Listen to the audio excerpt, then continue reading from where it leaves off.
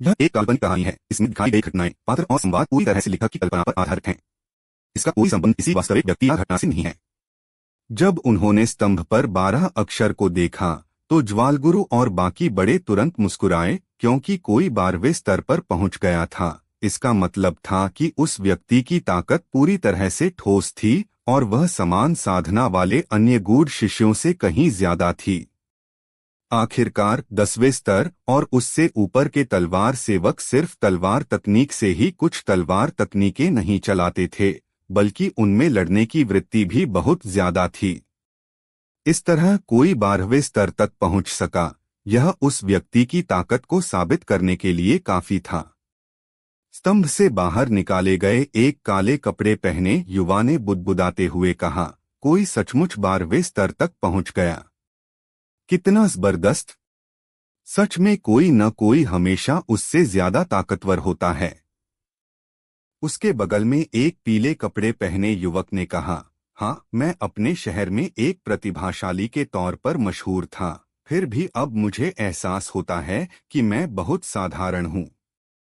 पहले अगर मेरे पास एक गूढ़ रैंक का कवच नहीं होता तो मुझे 6ठे स्तर पर ही बाहर कर दिया जाता, जबकि यह व्यक्ति सचमुच 12वें स्तर तक पहुंच गया।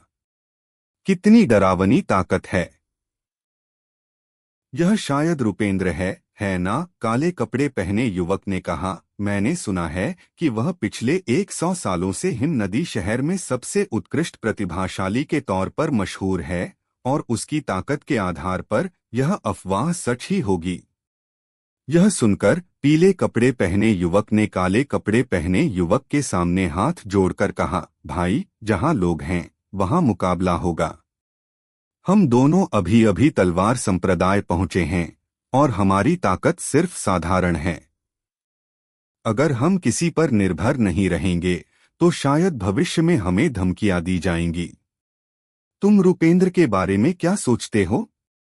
काले कपड़े पहने युवक ने थोड़ा माथे पर बल डाला और बहुत देर तक चुप रहने के बाद उसने कहा, भाई, तुम कह रहे हो कि हमें रुपेंद्र से सुरक्षा लेनी चाहिए, उससे दोस्ती करो। पीले कपड़े पहने युवक ने कहा, मेरा मानना है कि तलवार संप्रदाय में निश्चित रूप से छोटे छोटे समूह हैं, तो हम भी एक क्यों नहीं बनाते?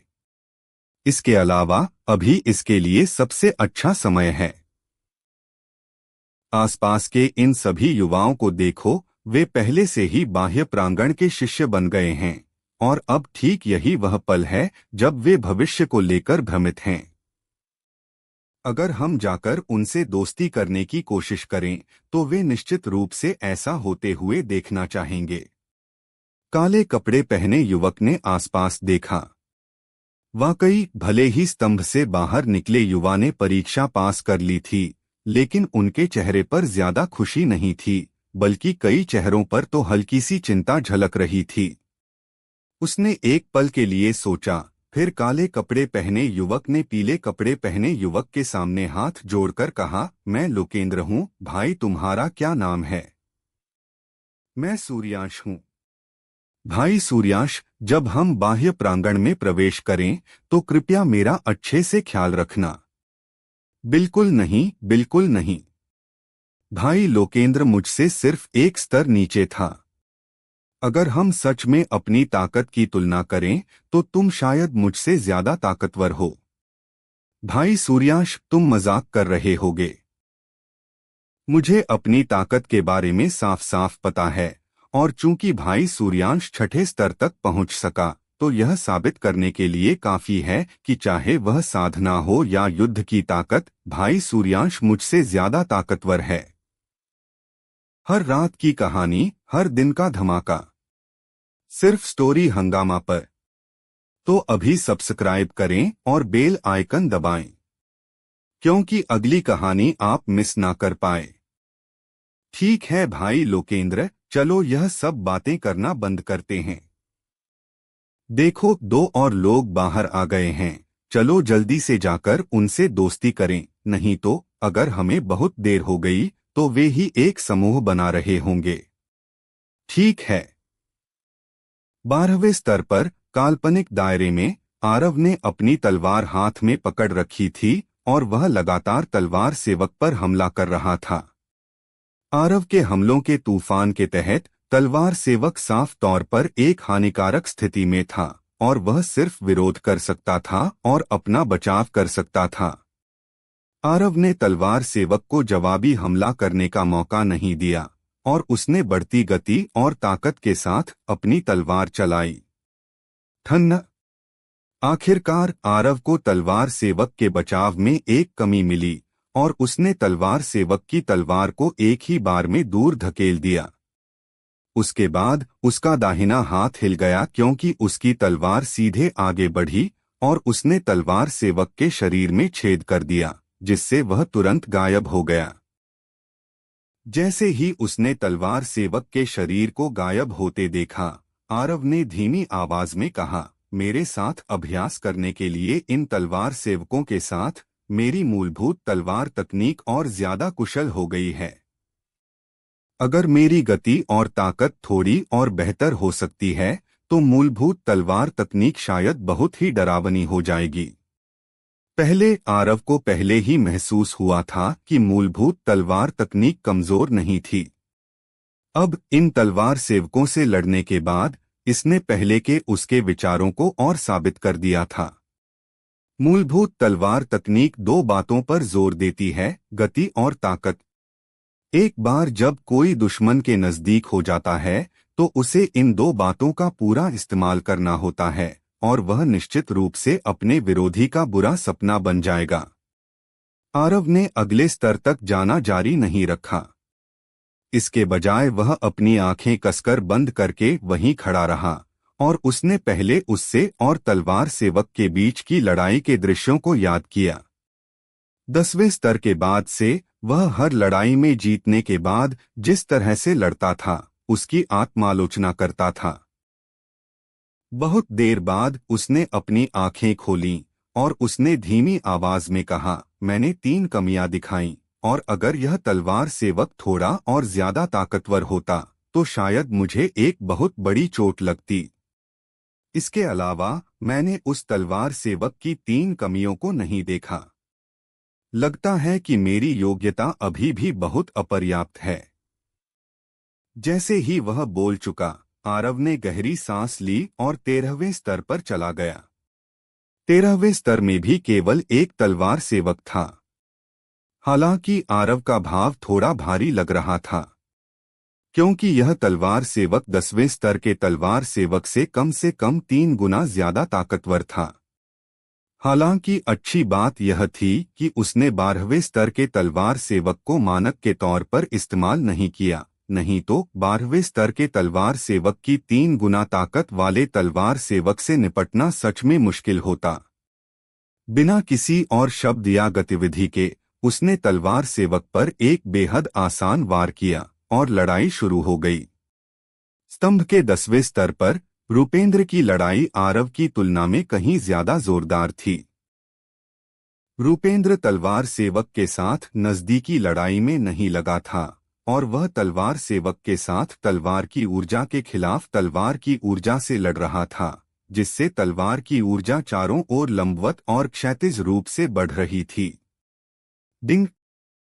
लापरवाही के एक पल में तलवार की ऊर्जा की एक लट रूपेंद्र की छाती पर जा लगी। हालांकि रूपेंद्र को तलवार सेवक के स्तंभ से बाहर नहीं भेजा गया क्योंकि उसने अपने कपड़ों के नीचे गूढ़रैंक का कवच पहन रखा था।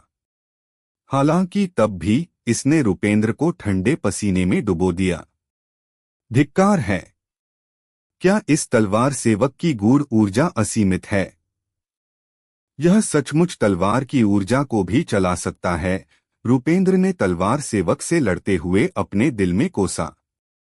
वह कुछ समय से इस तलवार सेवक से लड़ रहा था, फिर भी वह इसे बिल्कुल भी नुकसान पहुंचाने में असमर्थ था, क्योंकि यह तलवार सेवक न सिर्फ उससे बेहतर तरीके से तलवार की ऊर्जा चलाता था, बल्कि इसकी युद्ध की वृत्ति भी उसकी अपनी तुलना में कहीं ज्यादा जबरदस्त थी।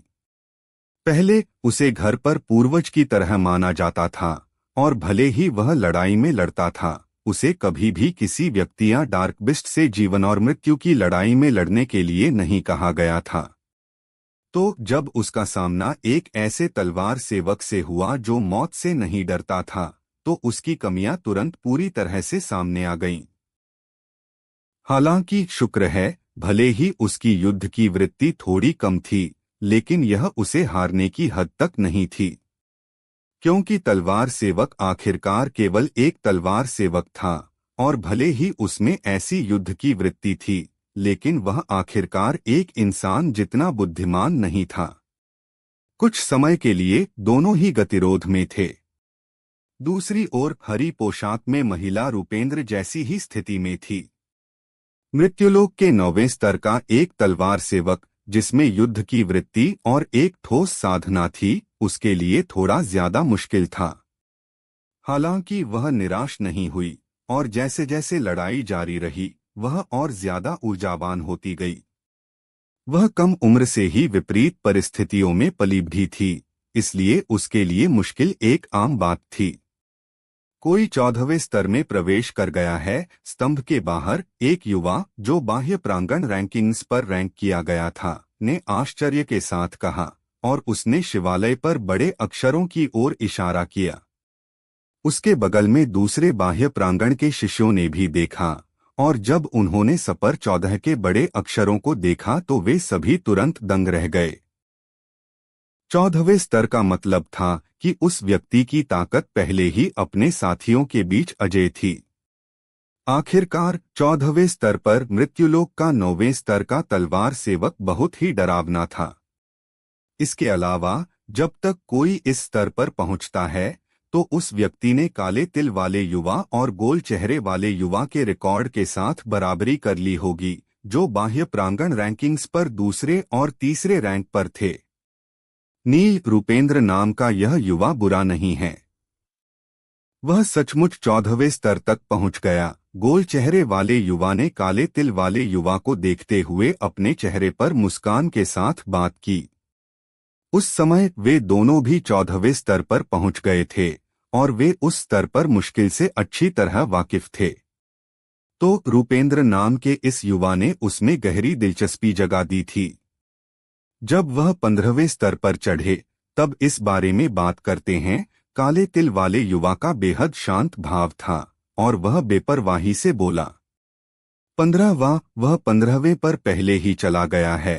काले तिल वाले युवा ने अभी अभी अपनी बात पूरी की थी जब उसके नजदीक के एक युवा ने शिवालय के बड़े अक्षरों की ओर इशारा किया और उत्साह से बात की।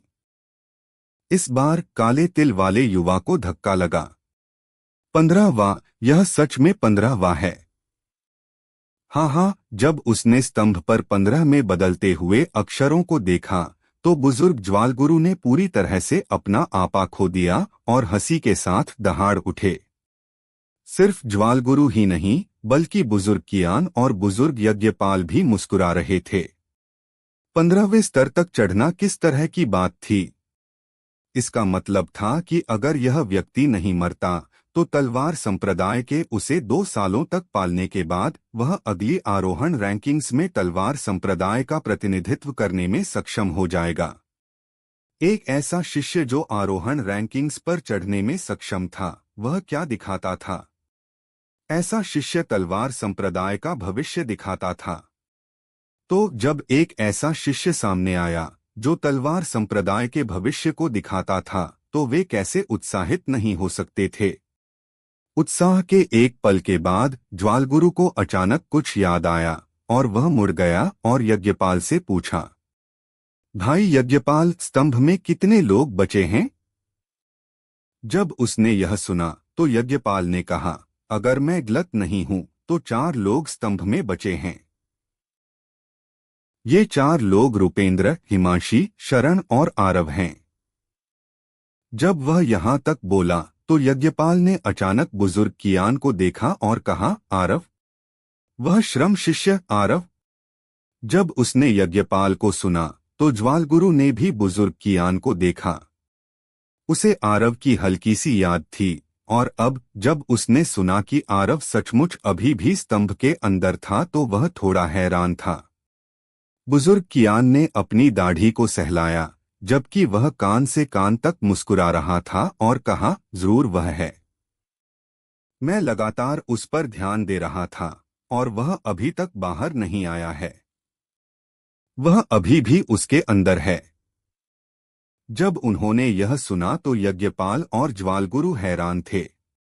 इस समय स्तंभ में सबसे निचला सक्रिय स्तर 10वां स्तर था। तो दूसरे शब्दों में आरव 10वें स्तर में प्रवेश कर चुका था। 10वें स्तर में प्रवेश करने में सक्षम किसी व्यक्ति की स्वाभाविक प्रतिभा और ताकत बेहद अच्छी थी। हालांकि वे दोनों इस बात को लेकर थोड़े हैरान थे कि आरव एक पूरे साल तक एक गूढ़ शिष्य क्यों नहीं बन पाया। ठीक इसी समय स्तंभ से एक आकृति को टेलीपोर्ट कर दिया गया। बुजुर्ग कियान ने सबसे पहले देखा, और जब उसने देखा कि यह शरण था और आरव नहीं था तो उसने तुरंत राहत की सांस ली। क्योंकि आरव ने 10वें स्तर में प्रवेश कर लिया था, इसका मतलब था कि आरव के लिए अपनी वर्तमान ताकत के साथ शीर्ष 10 में रैंक करना मुश्किल नहीं होगा। हालांकि बुजुर्ग कियान को अभी भी उम्मीद थी कि आरव कुछ स्तर और ऊंचा चढ़ सकता है। 16वां स्तर। 16वां। किसी ने चिल्लाया।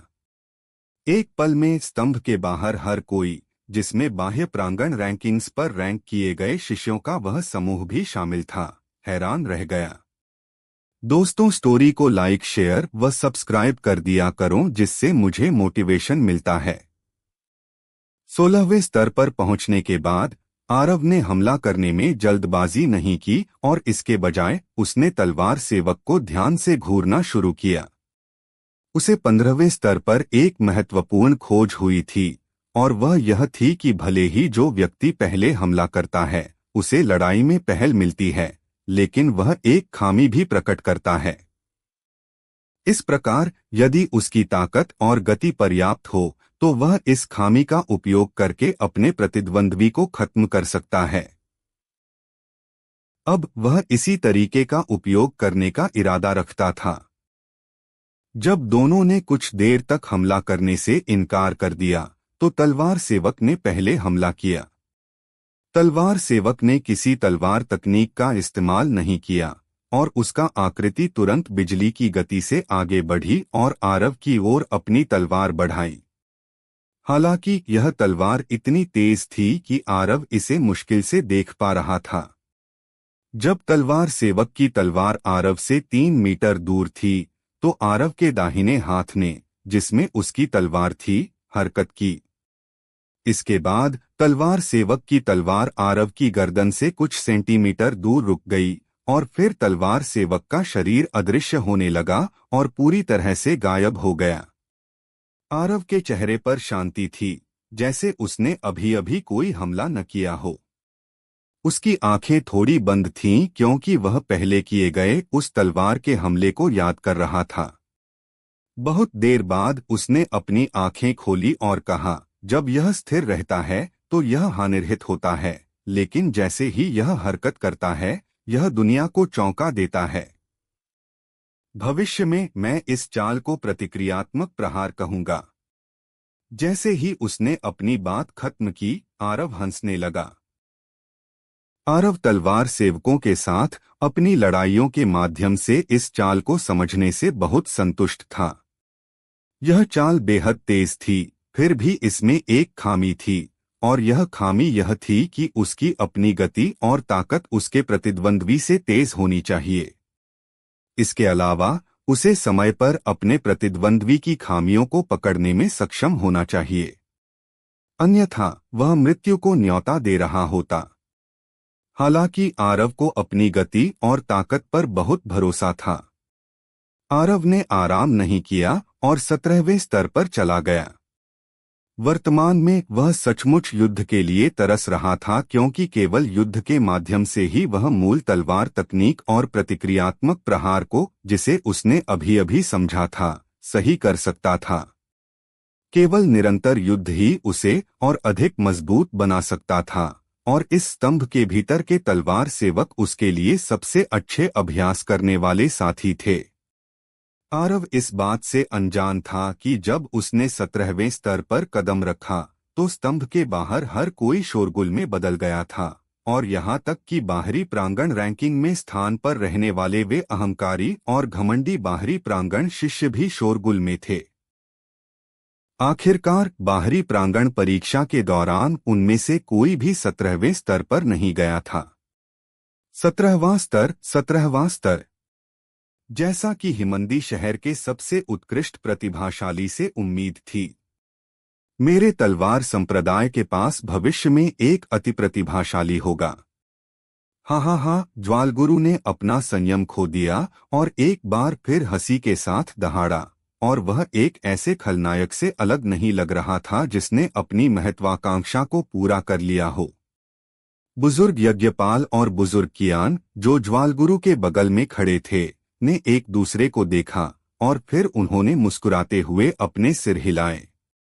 ज्वालगुरु की तो बात ही छोड़िए, वे भी हंसी के साथ दहाड़ने से खुद को लगभग रोक नहीं पा रहे थे, क्योंकि उस दैत्य जैसी औरत के अलावा पिछले 10 से अधिक वर्षों के दौरान बाहरी प्रांगण परीक्षा में यह सबसे अच्छा परिणाम था।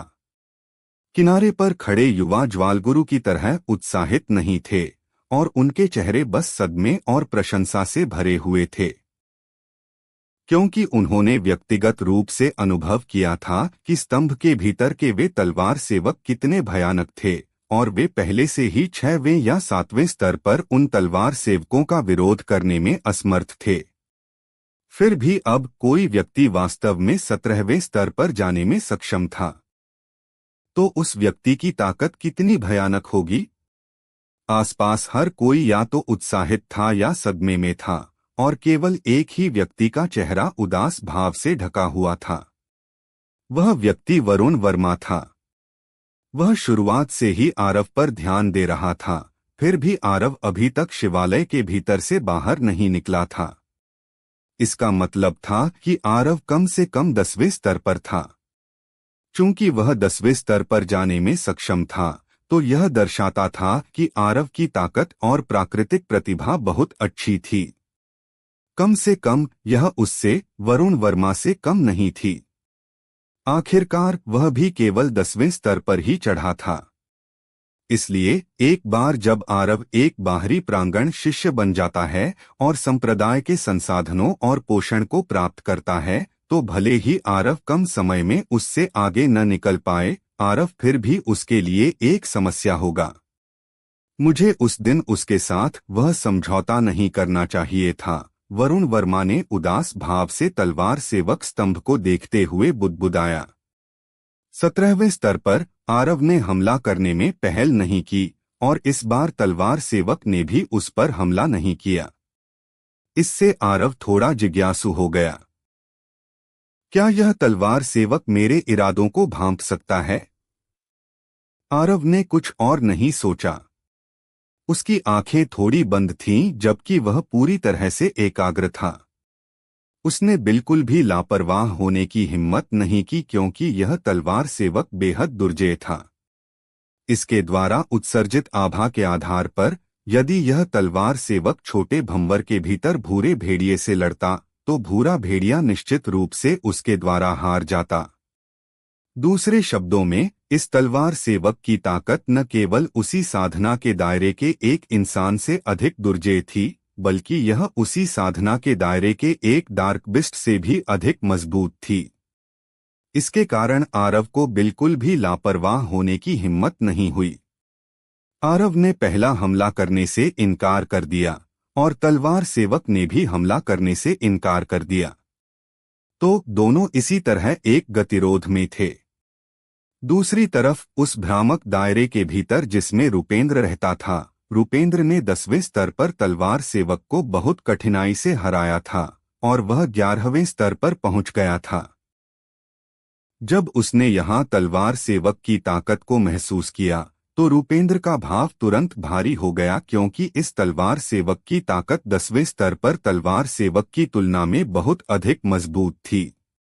बहुत देर तक चुप रहने के बाद रूपेंद्र ने एक गहरी सांस ली और कहा, 20वां स्तर। मैं, रूपेंद्र, आज इस रिकॉर्ड को तोड़ूंगा। जैसे ही उसने अपनी बात खत्म की, उसने पीछे हटना बंद कर दिया, जिससे उसके पूरे शरीर में आभा अचानक विस्फोटक और उन्मत्त रूप से बढ़ने लगी।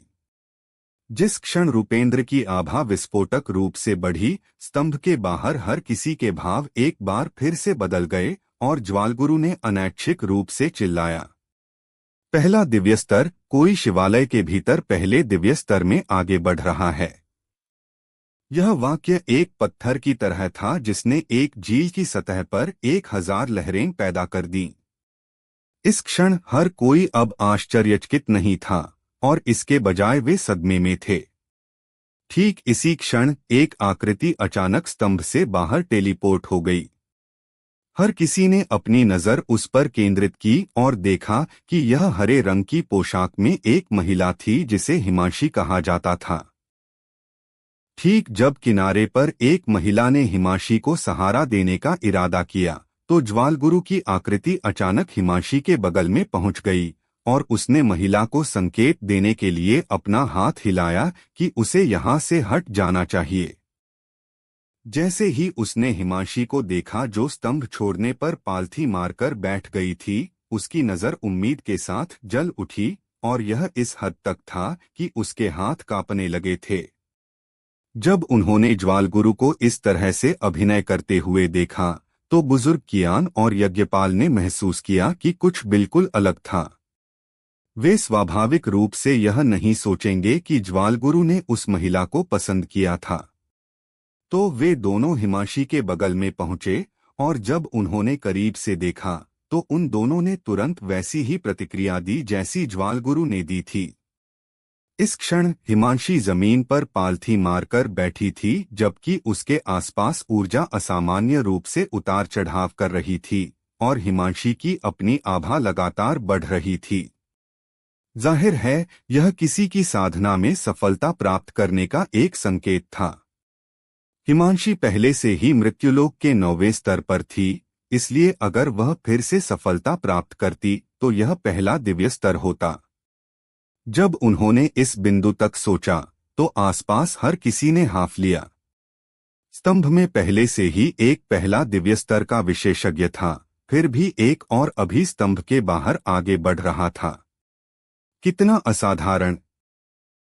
गोल चेहरे वाले युवा ने कांपती हुई आवाज में कहा, 16 साल की उम्र में 2 पहले दिव्य स्तर के विशेषज्ञ। क्या ये उस दैत्य जैसी औरत के 2 और बनने वाले हो सकते हैं? किनारे पर खड़ा नील ने सिर हिलाया और कहा, 16 साल की उम्र में एक पहला दिव्य स्तर का विशेषज्ञ वास्तव में एक प्रतिभाशाली माना जा सकता है। हालांकि अगर उनकी तुलना उस दैत्य जैसी औरत से की जाए तो वे शायद काफी कमतर हैं। जब उस दैत्य जैसी औरत ने तलवार सेवक स्तंभ को चुनौती दी थी, तो उसने अभी तक पहला दिव्य स्तर प्राप्त नहीं किया था। वह पहला दिव्य स्तर प्राप्त किए बिना 20वें स्तर तक जाने में सक्षम थी। इसका क्या मतलब है? इसका मतलब है कि वह मृत्युलोक में रहते हुए एक दायरे को पार करके एक पहले दिव्य स्तर के विशेषज्ञ को हरा सकती है। गोल चेहरे वाले युवा ने सहमति में सिर हिलाया और कहा, वास्तव में वह दैत्य जैसी औरत अब केवल पहले दिव्य स्तर पर है, फिर भी वह आत्मोन्नति स्तर पर विशेषज्ञों से लड़ने में सक्षम रही है। ऐसी प्राकृतिक प्रतिभा शायद मूल विद्यालय और 2 महलों के भीतर भी बेहद अच्छी मानी जा सकती है। हालांकि ये दोनों लोग पहले दिव्य स्तर पर हैं, अगर वे वास्तव में उस दैत्य जैसी औरत से लड़ते जबकि वह मृत्युलोक में थी, तो उन दोनों को शायद हार का सामना करना पड़ेगा। कोई बात नहीं, उनकी प्राकृतिक प्रतिभा खराब नहीं है। अगर वे भविष्य में नष्ट नहीं होते हैं, तो उन्हें अगले आरोहण रैंकिंग्स में तलवार संप्रदाय का झंडा उठाने वाले होना चाहिए। नील ने उदासीनता से बात की। वास्तव में अफसोस, आरोहण रैंकिंग्स हमें भी कड़ी मेहनत करनी होगी, अन्यथा हम तोप के चारे की भूमिका निभा रहे होंगे, भले ही हम उसमें भाग लेते हों। 17वें स्तर पर आरव अभी भी नहीं हिला, जबकि तलवार सेवक एक कठपुतली की तरह बिना हिले उसी स्थान पर रहा। वे दोनों अब बहुत लंबे समय से एक गतिरोध में थे। एक निश्चित क्षण में आरव ने अचानक अपनी आंखें खोली। उसने अपने बाएं हाथ की उंगलियों से एक तलवार बनाई और फिर धीरे से उसे तलवार सेवक की ओर घुमाया, और फिर तलवार ऊर्जा की एक लकीर तुरंत तलवार सेवक के सामने पहुंची। एक ठंडी चमक चमकी जैसे ही तलवार ऊर्जा गायब हो गई, फिर भी तलवार सेवक अभी भी नहीं हिला। आरव धीरे धीरे तलवार सेवक की ओर चला। उसने किसी चालक तकनीक का इस्तेमाल नहीं किया और बस ऐसा लग रहा था जैसे वह टहल रहा हो। जैसे ही वह धीरे धीरे तलवार सेवक की ओर चला, जब वह तलवार सेवक के सामने 6 मीटर के क्षेत्र में पहुंचा, तो तलवार सेवक ने हमला किया। एक ठंडी चमक चमकी और फिर एक तलवार की नोक, जो एक भयानक ठंडी चमक के साथ झिलमिला रही थी, आरव के सामने दिखाई दी। जिस क्षण तलवार सेवक ने हमला किया, आरव के दाहिने हाथ ने भी हरकत की थी। सन्न हवा के चीरने की एक तेज आवाज गूंजी और फिर तलवार सेवक की तलवार की नोक आरव की गर्दन के सामने रुक गई। इसके बाद तलवार सेवक का शरीर धीरे धीरे गायब हो गया। आरव ने अपने बाएं हाथ से अपनी गर्दन को हल्के से छुआ और फिर उसने देखा कि उसकी उंगली की नोक पर थोड़ा सा गहरा लाल रंग था। मेरी गति अभी भी थोड़ी अपर्याप्त है। अपनी उंगली पर थोड़ा सा गहरा लाल रंग देखते हुए आरव ने धीमी आवाज में बुदबुदाया। यदि वह उस तलवार सेवक के साथ टकराव के दौरान बस थोड़ा सा भी धीमा होता, तो उसे 17वें स्तर पर रोक दिया जाता। आरव ने आराम नहीं किया और 18वें स्तर की ओर सीढ़ियों पर कदम रखा। अब क्या होने वाला है, आगे सुनते रहिए सर्वशक्तिमान हमारे चैनल स्टोरी हंगामा पर।